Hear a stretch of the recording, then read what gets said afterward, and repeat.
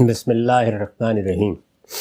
عن ثوبان مولا رسول اللہ صلی اللہ علیہ وسلم قال رسول اللہ صلی اللہ علیہ وسلم من عاد مریضا لم یزل فی خرف الجنہ حتی یرجع۔ یہ صحیح مسلم کی روایت ہے 4664۔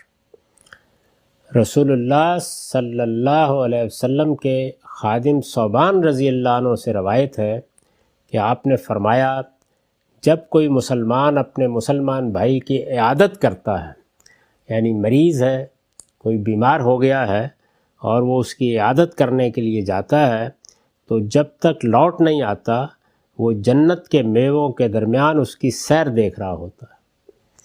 یہ گویا ایک بڑی خوبصورت تعبیر ہے۔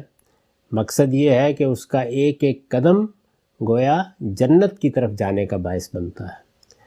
عیادت، اپنے بھائیوں کے پاس جانا، ان کی دلجوئی کرنا، اگر وہ بیمار ہو گئے ہیں تو ان کو تسلی دینا، یہ اندازہ کیا جا سکتا ہے کہ اللہ کے دین میں کیسی اہمیت رکھتا ہے، اور اس سے یہ بات بھی معلوم کی جا سکتی ہے کہ حقوق العباد کی دین میں کیا اہمیت ہے۔ یہ بندوں کا حق ہے، یعنی ظاہر ہے کہ ہمارے ابنائے نو، ہماری طرح کے انسان، وہ ہمارے اعزاء بھی ہو سکتے ہیں، اقربا بھی ہو سکتے ہیں، ان کو کوئی تکلیف آ گئی ہے، کوئی مصیبت ان پر ٹوٹ پڑی ہے۔